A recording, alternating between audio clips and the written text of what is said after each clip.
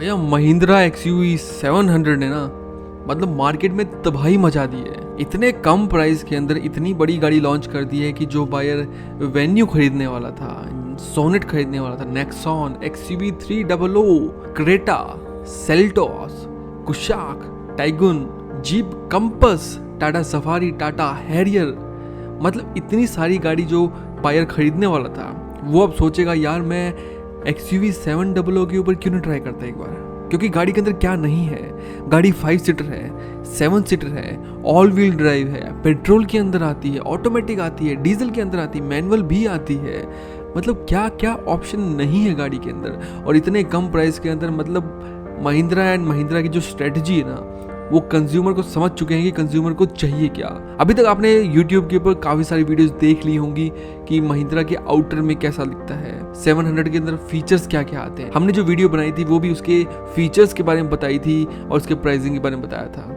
आज हम बात करने वाले हैं इसके इंटीरियर्स के बारे में, क्योंकि इंटीरियर काफ़ी क्लीन है और सबसे यूनिक बात यह है गाड़ी की कि इसमें कंज्यूमर को ध्यान में रख के उस इंटीरियर को डिज़ाइन किया है कि कंज्यूमर को एक्चुअली में चाहिए क्या। सबसे पहले इंटीरियर में जो पॉइंट ऑफ अट्रैक्शन है गाड़ी का वो है इतना बड़ा टच स्क्रीन जिसके अंदर इंफोटेनमेंट यूनिट और साथ साथ MID जो मल्टी इंफॉर्मेशन डिस्प्ले है वो पूरा का पूरा डिजिटल है AX सीरीज़ के अंदर, और एनालॉग प्लस छोटा सा स्क्रीन दिया हुआ है MX सीरीज के अंदर, क्योंकि MX सीरीज इनका बेस वेरिएंट है जिनके अंदर काफी सारी चीजें मिल जाती हैं। स्टीयरिंग के ऊपर आए तो steering leather wrapped steering wheel है और हल्का सा डी कट में दिया हुआ है।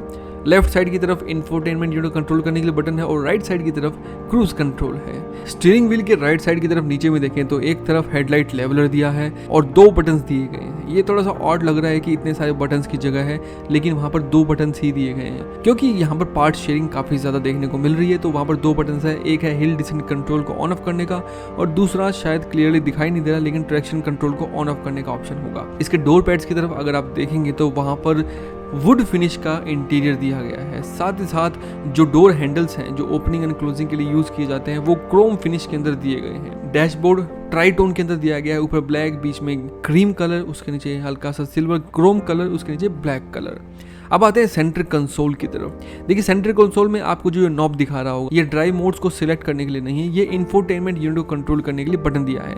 इसमें एक तरफ है म्यूजिक, एक तरफ होम बटन है, तो आप बटन दबाएंगे तो वो डिस्प्ले आपके इंफोटेनमेंट यूनिट के ऊपर आ जाएगा। इस गाड़ी के अंदर स्टार्टिंग से ही ऑटोमेटिक वेरिएंट आ रहा है, तो वहां पर इलेक्ट्रॉनिक पार्किंग ब्रेक भी आ रहा है, साथ ही साथ ऑटो होल्ड का ऑप्शन भी आ रहा है। सबसे अच्छी बात मुझे ये लगी गाड़ी के अंदर किसी वायरलेस चार्जिंग गाड़ी के अंदर दिया है और फोन को रखने के लिए एक बहुत ही प्यारी सी जगह दी है, वहां पर अपना फोन को स्लाइड कर सकते हैं। 2 USB चार्जिंग सॉकेट दिए हुए हैं। अब ये नहीं पता कि वो नॉर्मल USB है या फिर USB-C टाइप है, अब वो तो जब गाड़ी एक्चुअली में रिव्यूज आने स्टार्ट होंगे तब मालूम चल पाएगा। आगे बढ़ते हैं। AC जो कंट्रोल है वो आप 2 जगह से कंट्रोल कर सकते हैं, एक तो इंफोटेनमेंट यूनिट से कंट्रोल कर सकते हैं, दूसरा यहाँ पर जो बटन्स दिए हैं वही जो महिंद्रा थार के अंदर आते हैं वैसे ही कंट्रोल यूनिट यहाँ पर दी गई है। लेकिन इसके अंदर अलग क्या है, इसके अंदर ड्यूल जोन क्लाइमेट कंट्रोल है, यानी कि ड्राइवर की साइड अलग टेम्परेचर रख सकते हैं और जो पैसेंजर है उसकी साइड अलग टेम्परेचर रख सकते हैं। उसके नीचे अगर आप देखेंगे तो वही महिंद्रा थार जैसे ही एयरक्राफ्ट स्टाइल के बटन दिए हुए हैं। इसके अंदर पैसेंजर सीट बेल्ट को ऑफ करने का ऑप्शन है,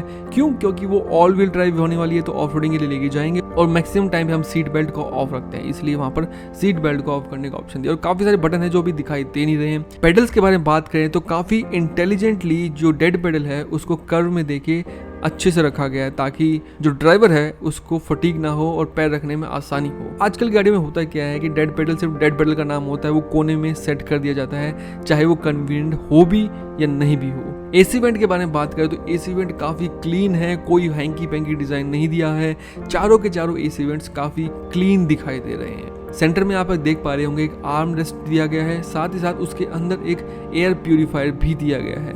उसके नीचे पता नहीं स्टोरेज का ऑप्शन है कि नहीं है। फ्रंट डैशबोर्ड में आप देख पा रहे होंगे वहाँ पर एक सब वूफर की जगह दी गई है।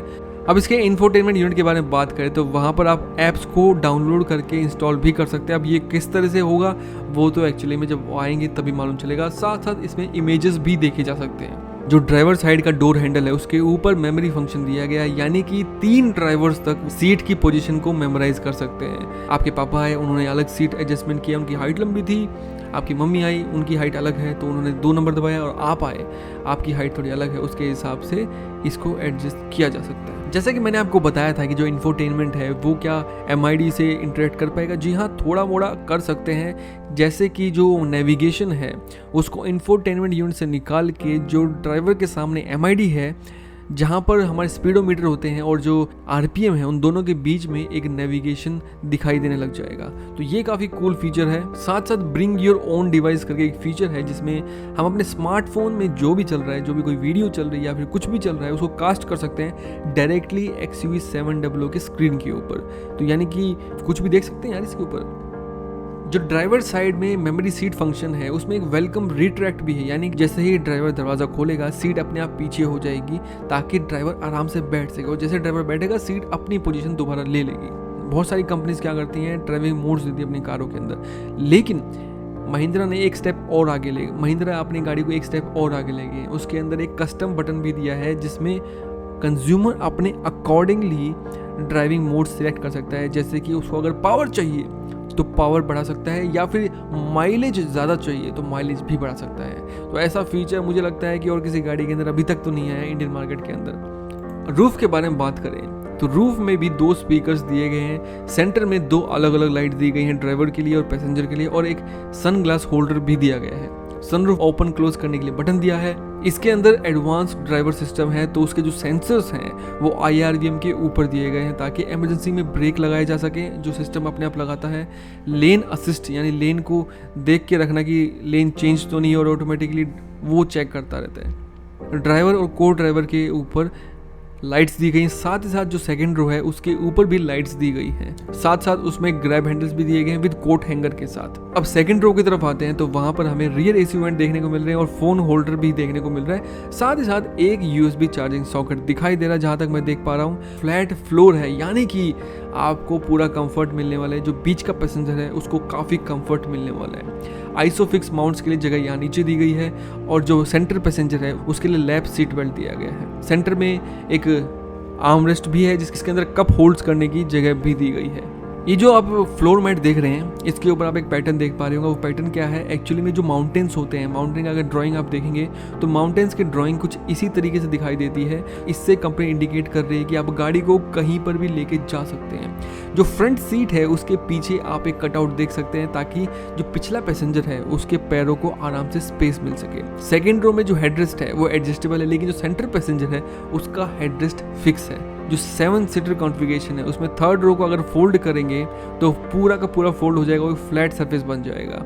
डोर पैड्स की बात करें तो डोर पैड में 1 लीटर की बोतल बड़े आराम से आ जाएगी। 2 लीटर की तो बोतल शायद मुश्किल रहेगी, थोड़ी चौड़ी होती है इसलिए नहीं आ पाएगी वहाँ पर। ग्रैब हैंडल के बारे में बात करें तो grab handle piano black finish के अंदर दिया गया है। और जैसे टाटा सफारी के अंदर एक बॉस मोड था जिसमें पीछे वाले पैसेंजर आगे वाली पैसेंजर की सीट को आगे कर सकते हैं, इसके अंदर मुझे देखने में ऐसा लग रहा है कि जो को पैसेंजर की सीट है उसको हम एक बटन दबा के आगे कर सकते हैं। तो अब देखना ये बाकी है कि जब गाड़ी लॉन्च होगी इसकी वेटिंग कितनी जाने वाली, क्योंकि इतने सारे फीचर्स के साथ गाड़ी आ रही है तो ऑब्वियस सी बात है कंज्यूमर इसकी तरफ अट्रैक्ट होने वाले हैं। और सारे के सारे सेगमेंट इस जैसे मैंने आपको कहा कि सारे के सारे सेगमेंट इस गाड़ी ने हिला दिए हैं। तो देखने वाली बात होगी कि कितने बायर सब कॉम्पैक्ट SUV को छोड़ के इस एक प्रॉपर SUV की तरफ आएंगे। और अगर ये गाड़ी सक्सेसफुल रहती है मार्केट के अंदर तो ये अपनी गाड़ियों को ही टक्कर देने वाली है। XUV300 को टक्कर देने वाली है, महिंद्रा बोलेरो नियो को टक्कर देने वाली है, XUV500 को टक्कर देने वाली है। हालांकि XUV500 का जो प्रोडक्शन है वो बंद हो चुका है और जितना स्टॉक है बस वही क्लियर किया जा रहा है। तो जितना भी स्टॉक बचा हुआ है, अगर आपको 500 पसंद आती है तो डायरेक्टली जाके खरीद लीजिए क्योंकि स्टॉक बहुत जल्दी खत्म होने वाला है। तो आज की वीडियो यहीं पर एंड करते हैं। अगर आपको वीडियो अच्छी लगी है तो डेफिनेटली वीडियो को लाइक कीजिएगा, चैनल को सब्सक्राइब कीजिएगा। मिलते हैं आपसे नेक्स्ट वीडियो में, तब तक के लिए take care and bye bye.